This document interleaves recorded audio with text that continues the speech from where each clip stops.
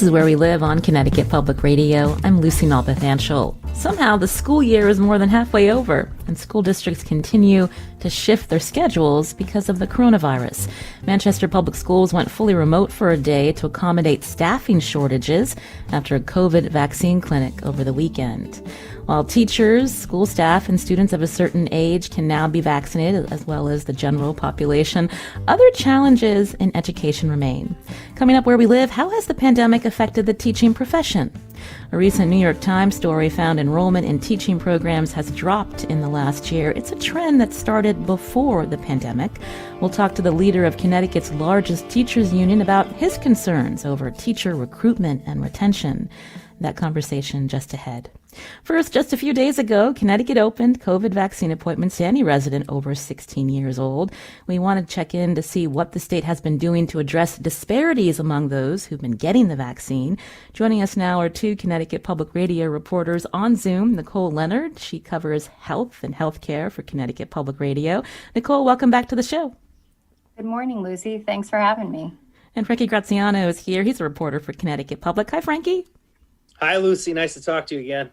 We'd love to hear from our listeners with how their vaccine hunt is going. Are you refreshing your browsers using multiple devices, or maybe you've already gotten the shot? You can join us 888-720-9677. That's 888-720-WNPR. You can also find us on Facebook and Twitter at Where We Live. So, Frankie, I'll start with you. Just a few days ago, everyone 16 years old and older can now find or try to search for an appointment, a COVID vaccine. So I wanted to hear what you've been hearing in terms of accessibility, especially for the underserved communities that we've been focused on. Yeah, and on the very day vaccine eligibility opened up to Connecticut residents aged 16 to 44, I was in a Walmart parking lot in Hartford, and there were 200 people waiting in a line. It's wrapped around, that access road to front spaces of a parking lot.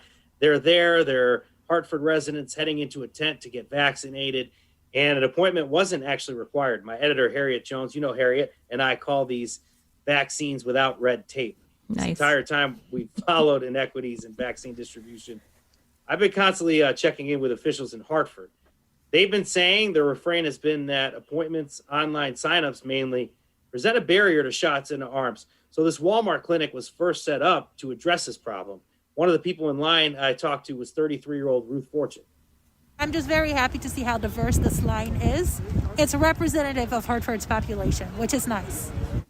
Ruth did follow up with a good point on the pop-up nature of these clinics, something I didn't think about. She said it'd be nice if they were more permanent and happen at the same location so that as people hear more about them, information on how to find them doesn't change.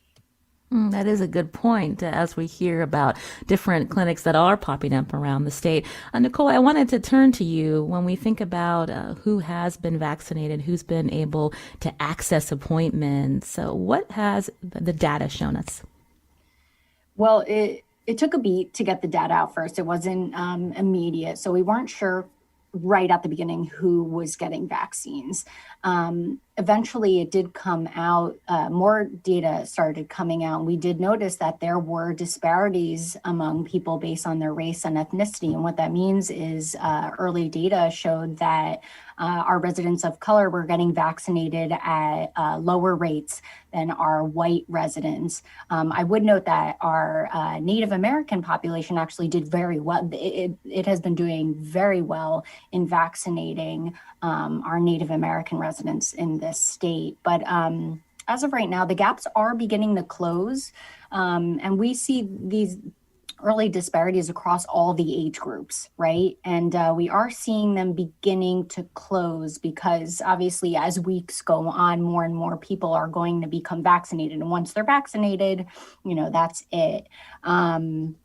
But, we'll have to see how it continues going forward and how long that will take until everybody, all races and ethnicities reach the same coverage levels.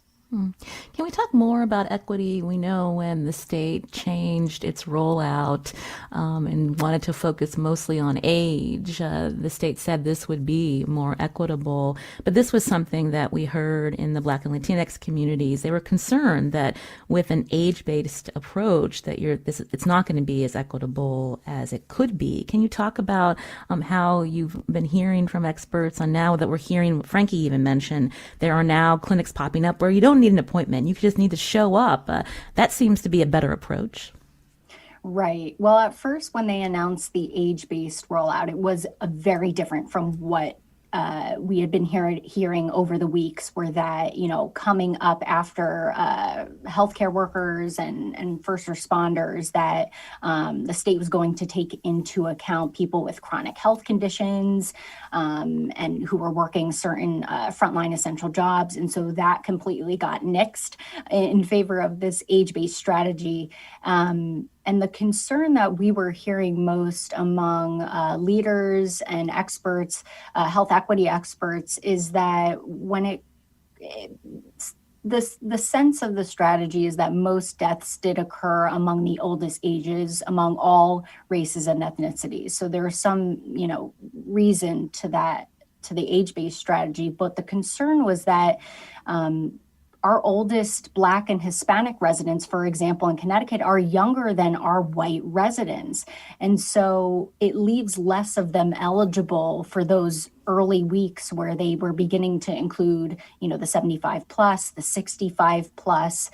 And it also means that some of our Black and Hispanic residents were getting infected with COVID-19 and having severe illnesses, but they were younger. Because maybe they had a chronic health condition that complicated their illness, or they had other factors and other things that were really contributing to their likelihood of getting infected. And so this was really concerning when the vaccine announcement came out. They were worried that that younger people wouldn't get access to these vaccines quick enough. And that has played out a bit. You're hearing Nicole Leonard, health reporter for Connecticut Public Radio. Frankie Graziano is also here. He reports for Connecticut Public as we talk more about the rollout of the COVID-19 vaccine across our state. You can join us 888-720-9677 or find us on Facebook and Twitter at Where We Live. Jason's calling in. So Jason, how'd it go for you?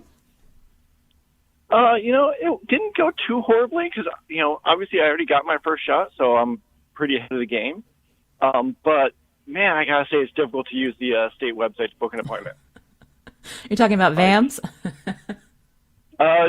Yeah, that, and even before, just getting onto the website at all. I couldn't find an appointment, anywhere within, 100 miles of me. But for some reason, one of my clients was able to find 4 right next to me and actually booked one for me. So wow. do you guys have any idea of what the discretion is between that? Because we were looking at the same site. That's a good question. I'm going to pivot to Frankie Graziano because I know, Frankie, on social media, you've been putting out a lot of advice for people who are struggling to get appointments. But Jason brings up a good point. He was having trouble, but someone he knew had no trouble at all. So what is the magic sauce, so to speak, to get an appointment? Yeah, let's talk anecdotally. I've been saying before this, I've been paying attention to this for a long time. So I've been saying before this to folks that I knew and people that were a part of the other rollouts, the earlier rollouts. You want to make sure you get an appointment through VAMS because at least you have something on the books. And back then it was a little more scarce. I myself was not able to make a VAMS appointment throughout this process. And that was pretty frustrating for me knowing this whole situation. I don't know very many people who actually did book an appointment through VAMS. And I know the state has said through one of the governor's comms people, the comms director said that they haven't exactly given up on VAMS, even though it sounds like they have. But they're trying to say that it's one of many places to get an appointment. And Jason, I think that holds true. Continue to look maybe at VAMS, but also at a lot of other places. You can follow my social media, Where We Live social media. There's some tricks that are out there, including how to access a CVS, hunting CVS the Alabama way. We could talk about that more, but I imagine you don't have that much time. But anyway, Lucy, there's a lot of different places folks can get an appointment. And the governor's staff is saying that as well, because VAMs may not be rising to the occasion at this point. Mm. And Nicole, I'm curious what your thoughts are on this. I mean, personally, I did register through VAMS, but I got my first shot through CVS. And so there's a lot of different approaches to finding a vaccine. But what have you been hearing about the accessibility for residents? Yeah, it's different in every state. It's really interesting to see what people are going through and what they have to do to get an appointment. And Lucy, right now, what we're talking about really is online access, right? When we're talking about VAMS, when we're talking about CVS or any of the other dozen or so websites that belong to individual health organizations, you could go on and do it through your health provider and other pharmacies and community health centers and all things like that. We're talking largely about online access. And so, people are struggling with that. But then there are also people who can't do the online signups because the online signups might be only in English, or they don't have internet access, or they struggle with Wi-Fi and stuff. So, you can only imagine how even more difficult it is for some of the people who can't even access all of these sites to try and find an appointment. And just quickly, Lucy, the point I want to make is that what Nicole's saying rings true, because if somebody who's plugged into the process, can't make an easy appointment through the state, I can't imagine how anybody else can. I know early on, Nicole, also when we think about access, the drive-through testing sites that popped up, again, at Rensselaer Field, I believe, that's great. But for people who didn't have cars, not so accessible. Yeah, not really accessible if you don't have a car for a drive-through site, right? And yeah, that was a big problem. And a lot of people who live in cities, for example, don't own cars. And a lot of people, the populations of our major cities are made up of a lot of Black and brown communities. So you're again seeing that those health inequities, even just to access the vaccines. But there are other things, not only, drive problems with the drive-throughs, but also, do people, they're asking, do I need insurance to get a vaccine? Do I need an ID, an identification card to get a vaccine? And we know some of our undocumented population and our non-English population, these are really big concerns for them. Before Frankie needs to head out, I wanted to ask you, Frankie, in terms of messaging, we've spent a lot of time talking about access, but early on we heard from the governor and others when we talk about communities that are underserved, that there was vaccine hesitancy. When you spoke to health experts, what did they think about that messaging? I can't help but see like a giant imaginary red flag when I hear the words vaccine hesitancy. It just has to do with who says it. And at the same time, the vaccine's being rolled out, the state's going around asking people of color to overcome vaccine hesitancy. And there was one such incident where the governor was speaking at a church in Bloomfield. It was actually right before he got vaccinated, asking Black people in particular to step up and get vaccinated. So I hit up University of Connecticut researcher Dr. Wisdom Powell. She said, we're talking over communities of color right now, and that there's this presumption about what members of those communities think about the vaccine. One example Wisdom used was about how Black people are constantly reminded about the dreadful Tuskegee experiments in times like these. State officials have brought that up too, including at that news conference. And that sort of ignores the point that systemic racism in healthcare still exists today. In this regard, she also accused the state of pushing a meta-narrative, presuming that the lag in vaccination rates has to do with hesitancy and not access. What she's recommending, let's talk about moving this forward, education. And remember, this is something Carmen and I talked about, your producer, before the show. If there is hesitancy, that doesn't mean a person won't get the shot. They may have questions that need to be answered. Also, instead of this age-based approach the state went with to inoculate residents, she says maybe officials could have taken a more intersectional approach, vaccinating for age and vulnerability. I mean, they did reinvent the wheel a couple of times on eligibility groups, and you never know if they could have done it again at midstream. Mm-hmm. Again, that's Frankie Graziano, reporter for Connecticut Public. Frankie, thank you for joining us today. We appreciate it. Thank you for having me, Lucy. Nicole Leonard is still with me. She's health reporter for Connecticut Public. We've talked about, again, this switch to age-based, and a lot of people are getting vaccinated. Connecticut is leading, or among the states that's leading in the overall vaccinating its residents, but there are still disparities. I'm wondering, when we talk about the switch, Nicole, there was concern among people in the disability community about, or people with comorbidities, that they would have to wait longer. And so what are you hearing in terms of access for them? Yeah, that has been one of the consequences of going to a very strict age-based rollout, I would add, because and like Frankie sort of had left it off, it very much there was a strict line of, we were only going to do this by age. There was the state and the governor made it clear that there were going to be no exceptions.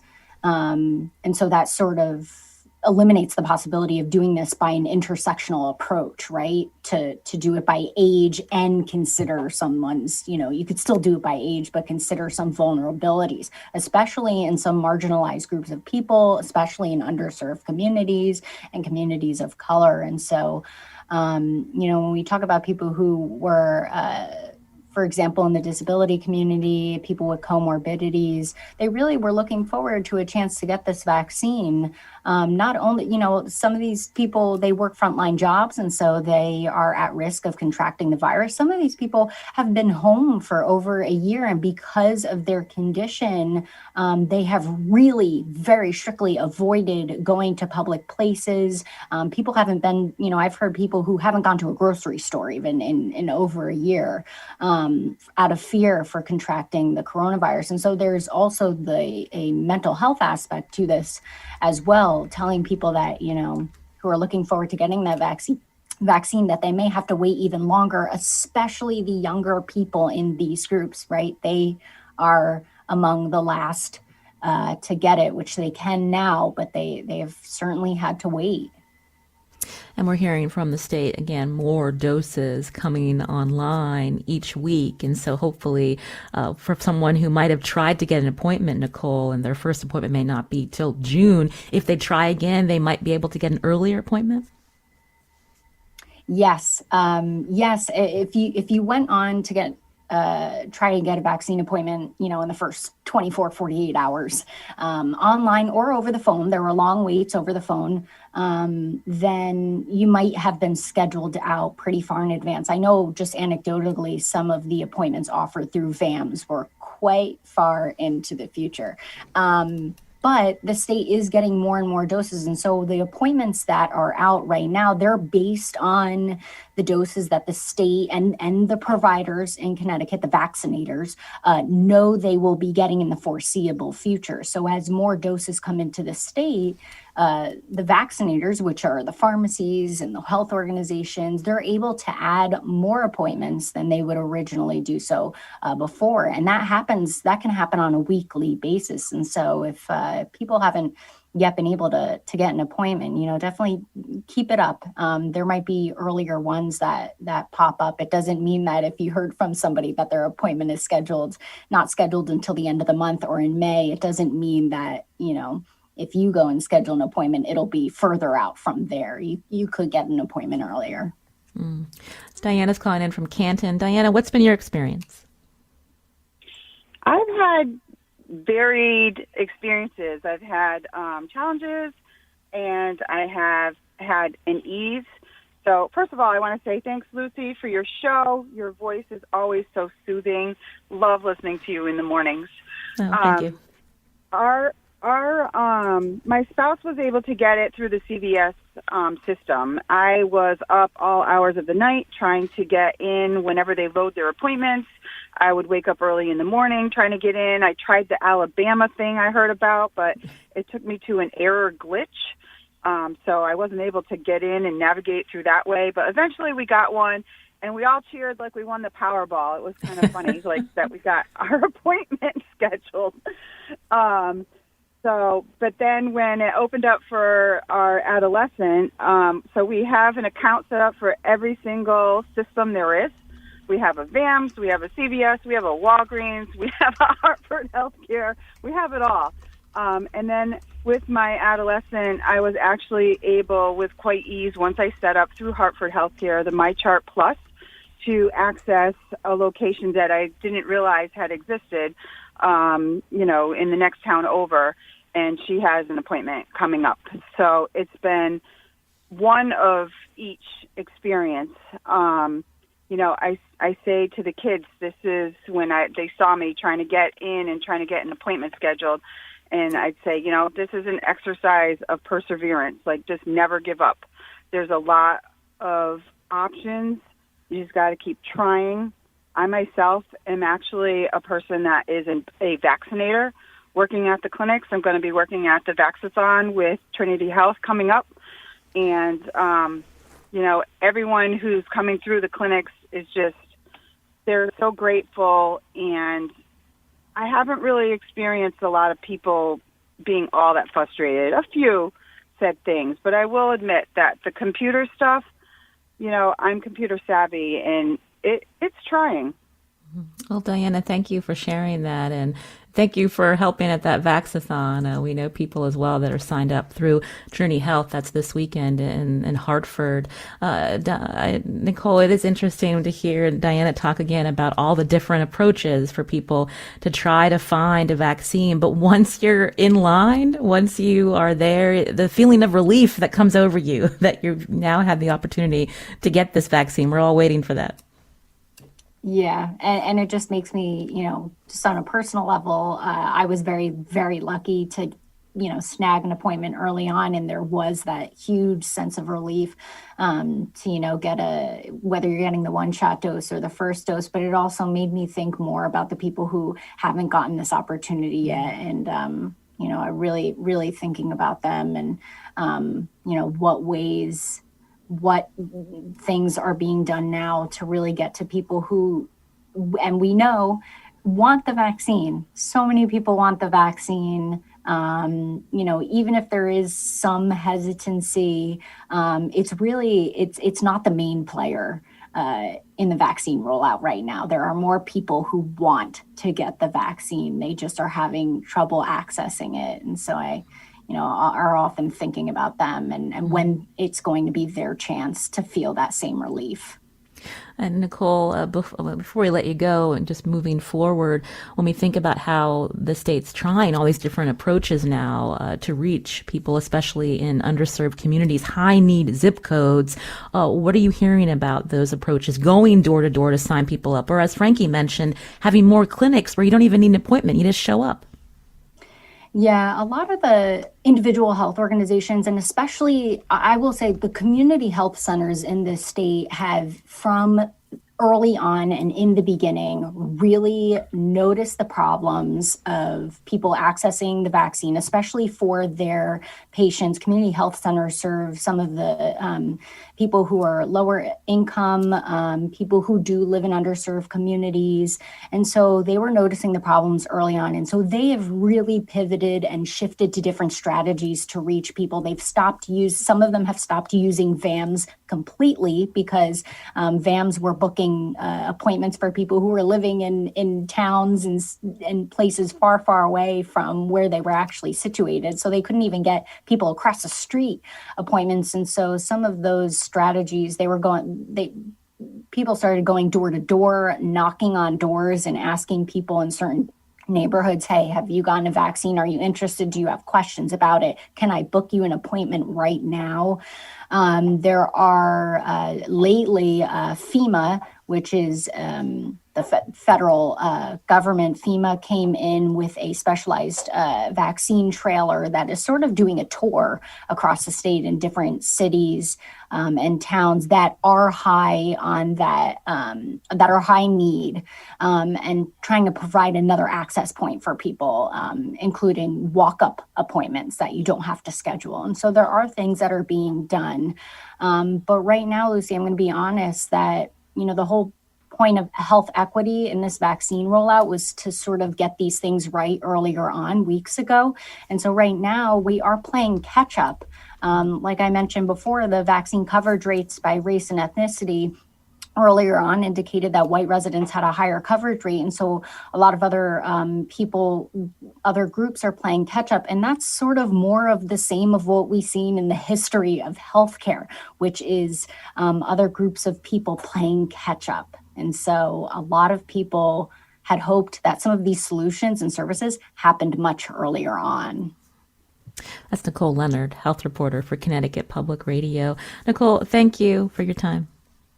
Happy to be here. Thanks, Lucy. This is Where We Live on Connecticut Public Radio. I'm Lucy Nalpathanchel. We're going to pivot now and talk after the break about how the pandemic will cause further declines in teacher recruitment and retention. You can join that conversation, 888-720-9677. That's 888-720-WNPR, or find us on Facebook and Twitter at Where We Live.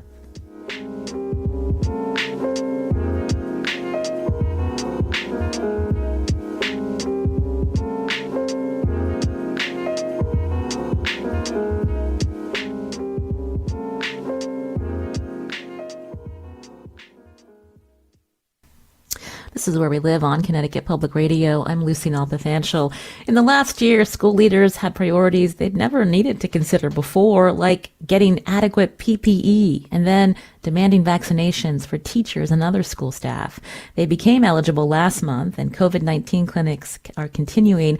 Later this month, the state plans on special clinics with the Pfizer vaccine for students 16 years and older. But there are other pressing challenges that remain for education in the pandemic and potentially in the years that follow. Joining us now on Zoom is Jeff Leake. He's president of the Connecticut Education Association. This is the largest teachers union in our state. Jeff, welcome back to the show. Thank you for having me, Lucy. We spent a lot of conversations talking about the importance of vaccinating all residents, especially teachers who many have been teaching in person or some type of hybrid schedule since the beginning of the school year. So tell us where things stand. When you look at your membership, how many teachers have been able to get the vaccine? It's constantly rising across the state. Some districts are just about done with their second shot. Those of them that did the two-shot variety. And a number of our folks have done the Johnson & Johnson, which is a one-shot. So I don't have specific numbers, but I know we're getting well up into probably 75-80% right now that are at least approaching the completion of the vaccine rollout. And I have to say, I thank all the folks who helped get us to do it this way, instead of going through what your previous guests were just talking about, the crazy system that's in place to try to find a place to get the vaccine. So we did it a lot more efficiently than that in the school systems across Connecticut. Appreciate the governor's office and the State Department of Education and all other state stakeholders who helped get that make that happen. So having one central place for teachers within a certain school district to be vaccinated versus driving all over the state, that has helped get the numbers that you're looking for, more people vaccinated. Absolutely. The downside of that is, as you just talked about at the beginning of the show, sometimes that means that a school system has to go all virtual because everybody got the shot on Saturday or Sunday or something like that, and they're all feeling a little down. I know for me, the second shot was a little bit more something that knocked me out a little bit differently than the first one. First one was no problem. Second one, I wasn't feeling so good for a couple of days, but I'm feeling fine now. Mm-hmm. You and your colleagues spend a lot of time, again, trying to get teachers on these priority lists to be vaccinated. Now that they are eligible, are there efforts to reach members who may still be hesitant? We knew from the beginning that well over 80, probably close to 90% of our members were ready to get the vaccine as soon as it was available.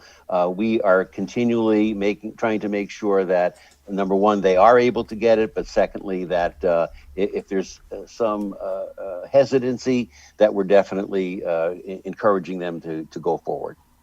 It definitely gives people peace of mind who've chosen to get this vaccine, that they are vaccinated, especially when we know that school kids under the age of 16 are not eligible yet. And we're seeing this rise in variants around our state, this virus mutating, where 40% of positive tests just the other week reported in the Connecticut Mirror were this variant out of the UK. And so when we see cases rising in particular parts of the state, more of these variant cases, how do you feel the rest of the school year is going to go, Jeff? Clearly, we cannot give up on all the protocols that are in place in order to get us to the end of the school year with everybody being as safe and healthy as possible. As again, it was mentioned previously, children don't seem to get the effects of the virus as much, but nonetheless, it does affect them, in many of them, in some ways or another. So we don't want to minimize any of the protocols that have been in place. And in some places, actually, we want to kind of re-emphasize that that's important. For example, I'm hearing more and more from teachers that some students are getting a little bit too relaxed about their mask wearing. There's still some concern about the setup of lunch in some districts, but again, I think if everybody moves forward thinking of all of the things that are in place or should be in place for both teachers and our students and all educators and staff, then we can get to the end of this year safely. I'd mentioned that the governor has announced doing specific drives for the COVID vaccine, the Pfizer vaccine for students 16 years and older at high schools. Do you think that's a good idea, Jeff? Absolutely. I'm one of those people who believes that, if we're going to get ahead of this, the more people that are vaccinated, the better off we're going to be, the better chance we're going to have to defeat this virus and be able to somewhat get back to a normal existence. You're hearing Jeff Leake, President of the Connecticut Education Association. This is the state's largest teachers union, just to get an update on where things stand in relation to vaccinating all teachers and staff within our state. But coming up after the break, we wanted to talk more about the pandemic's impact on teachers and the teaching profession. That conversation coming up.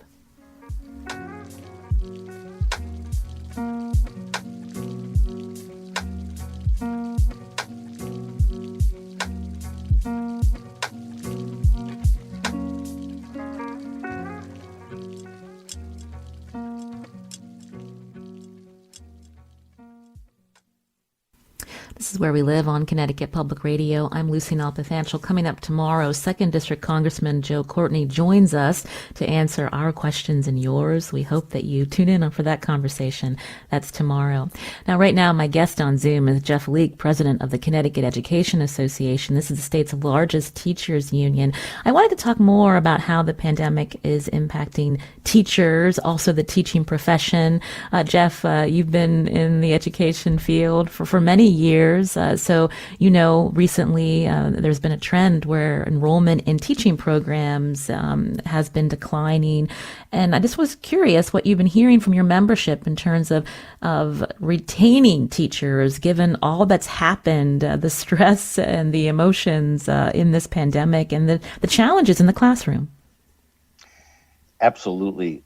I've been for many years is a polite way of saying I've been around for one heck of a long time. So appreciate that.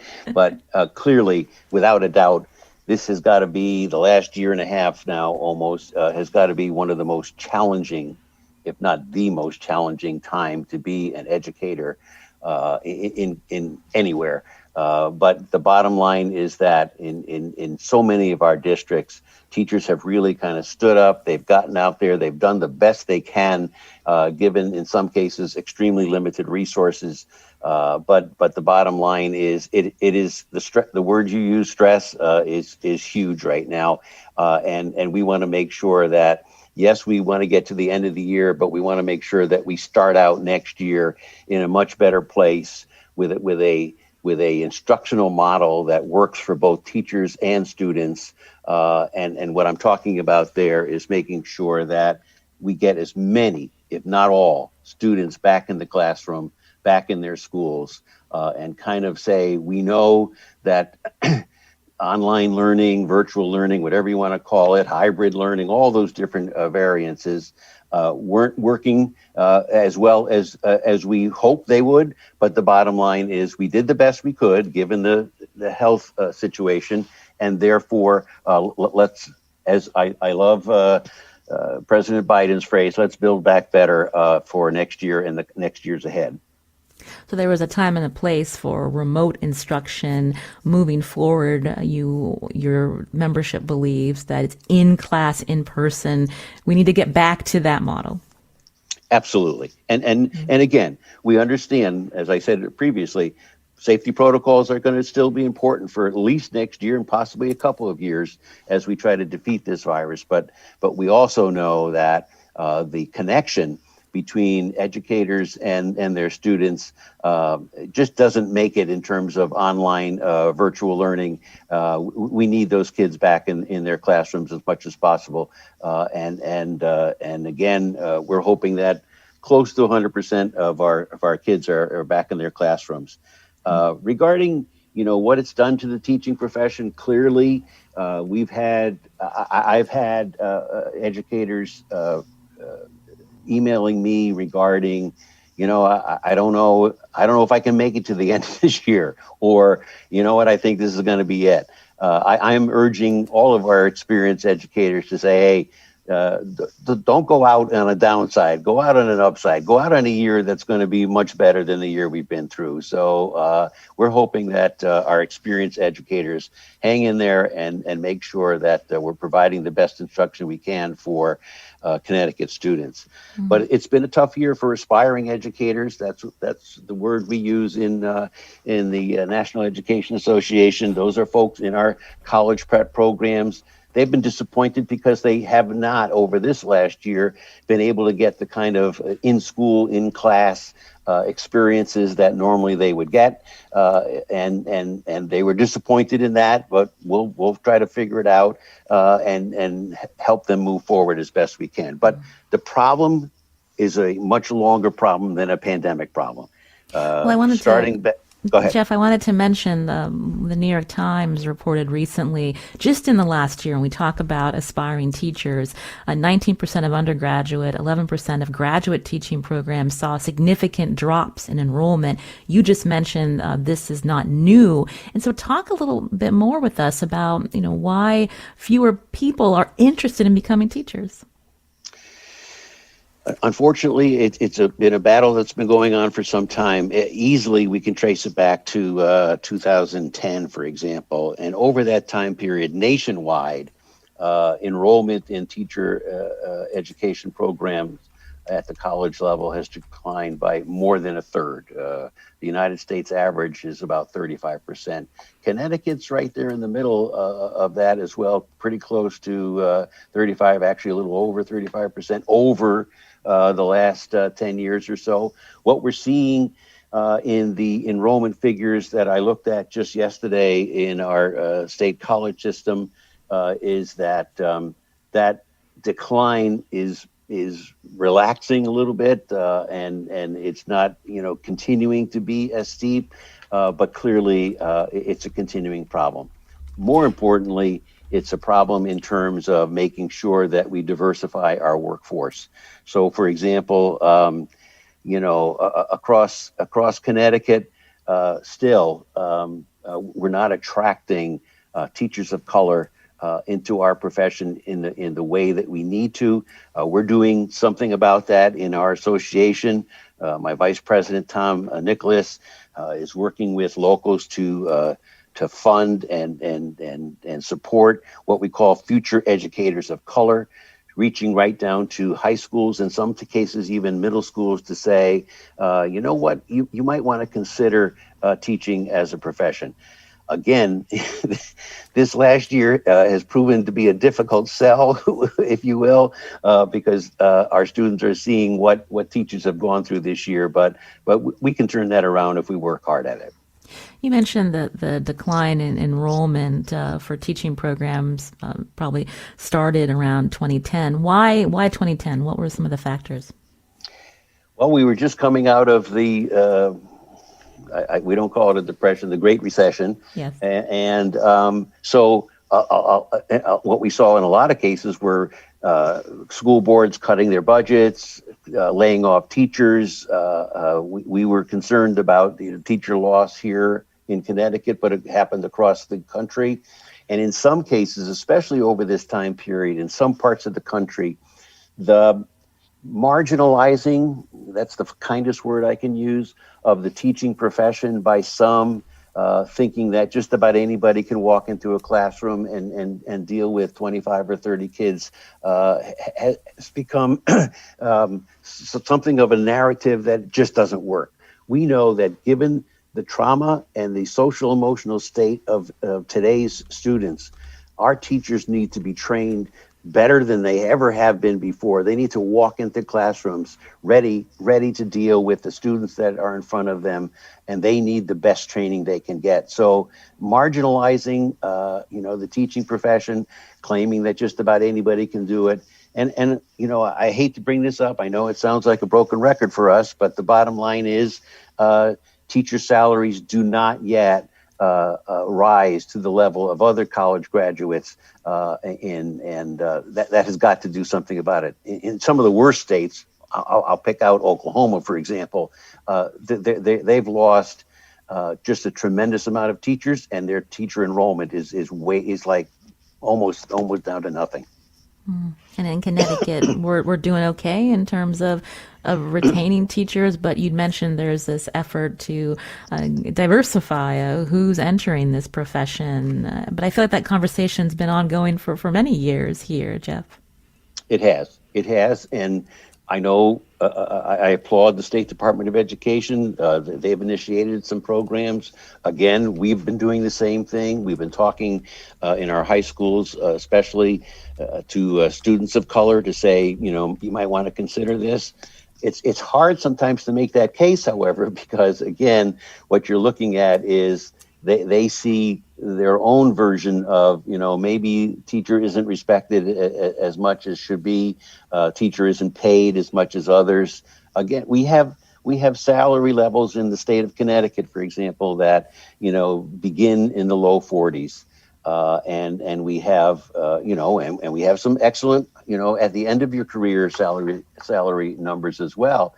But in some cases, it takes teachers 20 to 22 years or so to get to their highest level of pay in our school district. So all of this works against saying to kids in high school, think about coming into education. But we're still trying. I think one of the, silver linings in this pandemic is, anecdotally, I know personally that having more respect for what teachers do each and every day. And so when you talked earlier about retaining teachers, the ones that are worried about how are they going to make it to the end of the year, what about resources, Jeff, in terms of supporting teachers, providing that extra support beyond just making sure that the students are meeting whatever standard by the end of the year?